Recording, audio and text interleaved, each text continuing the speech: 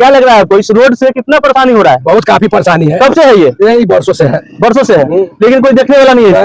चुनाव के टाइम में आता था, हमको वोट दीजिए, हमको वोट दीजिए, कोई देखने वाला नहीं है। कोई देखने सगाती तभी आती जाती है। अच्छा। उसका भूतपूर्व विधायक रामनिवास यादव भी जाते आते हैं, कोई मतलब ही नहीं है, सिर्फ वोट से मतलब रखते हैं। वोट मिल गया, हम अकेला करता हूँ। आप क्या लगता है यहाँ के जो मुखिया जी है उसका क्या है? वो भी मतलब नहीं रखे हुए, कोई मतलब नहीं।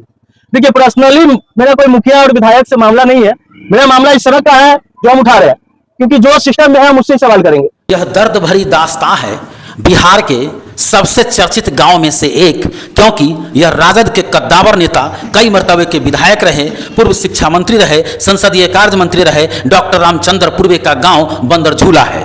यह चर्चित इसलिए है क्योंकि परिहार विधानसभा में 2010 से भाजपा का एक छत्र राज है।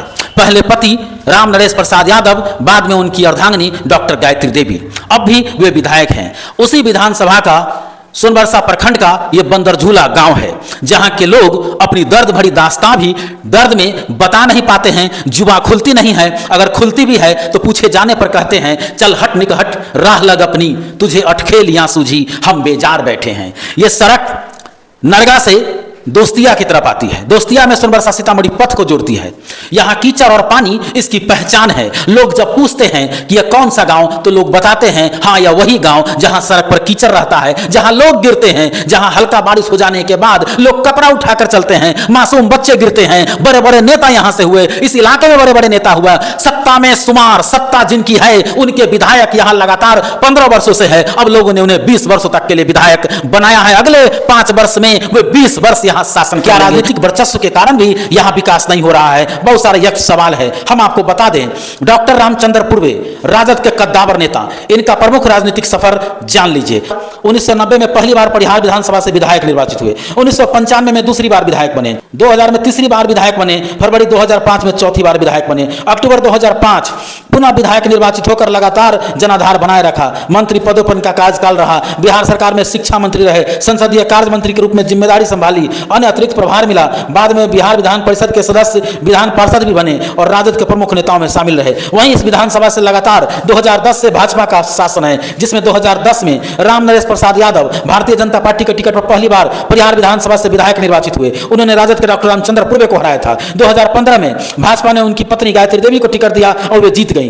2020 में गायत्री देवी दूसरी बार लगातार परिहार से विधायक निर्वाचित हुई। 2025 में गायत्री देवी लगातार तीसरी बार परिहार विधानसभा से विधायक चुनी गई। राम नरेश प्रसाद यादव भाजपा विधायक 2010 से 2015, गायत्री देवी भाजपा विधायक 2015 से 20, 2020 से 2025 तथा 2025 से वर्तमान विधायक हैं। यह कहानी उस बंदरझूला की है जहां बड़े बड़े महानायक शासन करते रहे हैं, जहां के कद्दावर नेता रहे हैं, और वो बंदरझूला की जनता चीख चीख कर कह रही है, वहां की सड़क चीख चीख के कह रही है कि मेरी बदकिस्मती थी कि मैं इनके इलाके में पड़ गया, शायद कोई साधारण नेता भी होता तो हमारा उद्धार हो गया होता। देखिए संवाददाता शाहिद अली की यह रिपोर्ट। नमस्कार, इस वक्त मैं परिहार विधानसभा के बंदरझूला गांव बाजार के पास में हूं, जहां वर्षों से एक गड्ढा है जो कभी भरा नहीं। यहाँ के राहगीरों का कहना है कि ये गड्ढा तकरीबन वर्षों से यहाँ पड़ा हुआ है। ऐसा यहाँ से माननीय विधायक गायत्री देवी जी पहुंच जाते हैं, आते हैं, फिर भी उनको कोई फर्क नहीं पड़ता है।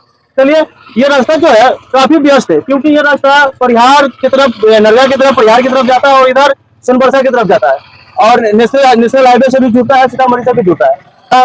एक चर्चा है आपके परिहार विधानसभा के गायत्री देवी जो विधायक है, तकरीबन 4 वर्ष विधायक है वो, और आपका मुखिया जी है पंचायत प्रतिनिधि। क्या लगता है कि इसको देखने नहीं आते क्या? नहीं देखना है, जाता है ये देख सकते हैं किस तरह का हाल है यहाँ। तो बराबर जीत के जाता है, कोनो देखता है, जाता है, कोनो काम नहीं कर रहा है। अभी आप बैठे हुए थे वहाँ पे, तो बोले थे कि कल ही गायत्री देवी यहाँ से गई ना, वो सब गलत बात ही जाता है तो कहता है कि इससे कोई मतलब नहीं है, कोई मतलब नहीं है, वोट के खाली मतलब है। वोट क्या लगता है यहाँ आपके यहाँ के जो मुखिया जी है वो नहीं देखने आते ना? वो तो बराबर आता है, जाता है, देखता है बस, लेकिन उनको कोई फर्क नहीं पड़ता है, कोनो फर्क नहीं, कोई फर्क नहीं पड़ता है। फर्क नहीं। देख सकते हैं कि ये हाल है इनका, जो गाड़ी यहाँ जाते के क्रम में फंस जाता है और यहाँ राहगीरों का बहुत मुश्किल है जाना आना।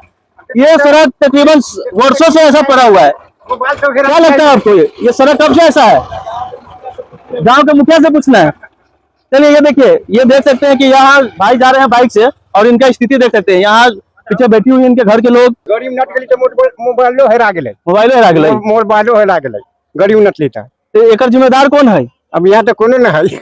अब एकर जिम्मेदार कौन होता है? यहाँ के मुखिया की विधायक के है जिम्मेदार एकर? तो विधायक कहे छी कि जो हम न छी, मुखिया कहे छी हमरा बस के बात न हो। अच्छा, हाँ, मुखिया कहे छी हमरा बस के बात है, विधायक के बस के बात, विधायक के बस के बात। हाँ, इस पंचायत के जनप्रतिनिधि, परिहार विधानसभा के विधायक या सीतामढ़ी सोनबरसा प्रखंड के पदाधिकारी, किसी को यह नहीं लगता कि यहाँ से कोई इंसान का गाड़ी या इंसान चलते हैं। क्या लगता है कि यहाँ से जानवर चलता है, इसलिए इस रोड को इतना विशेष नहीं माना जाता है। क्या लग रहा है आपको, इस रोड से कितना परेशानी हो रहा है? बहुत काफी परेशानी है। कब से है ये? यही वर्षों से है। वर्षों से है, लेकिन कोई देखने वाला नहीं है।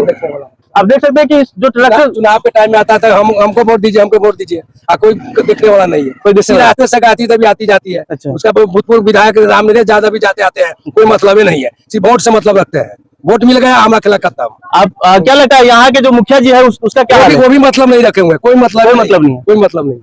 देखिए, पर्सनली मेरा कोई मुखिया और विधायक से मामला नहीं है। मेरा मामला इस सड़क का है जो हम उठा रहे हैं, क्योंकि जो सिस्टम में है हम उससे ही सवाल करेंगे। सिस्टम में वो मुखिया हो या विधायक हो या जो भी हो, उनको हम नहीं जानते, लेकिन उनसे ही मेरा सवाल है।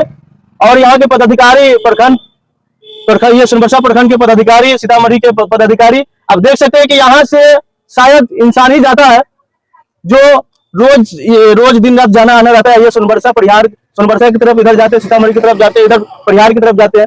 लेकिन ये रोड का हाल देख सकते हैं, वर्षों से यहाँ है। ये पानी जल जमाव के कारण ऐसा है, यहाँ पानी लगता है। और बगल में पीछे दिखलाइए, ये पीछे की तरफ इस साइड में शायद बहुत बड़ा तालाब, ये है क्या बोलते हैं उसको, नदी, बहुत बड़ा नदी है इधर। शायद ये पानी चला जाए उधर तो ये रोड का हाल सही हो सकता है।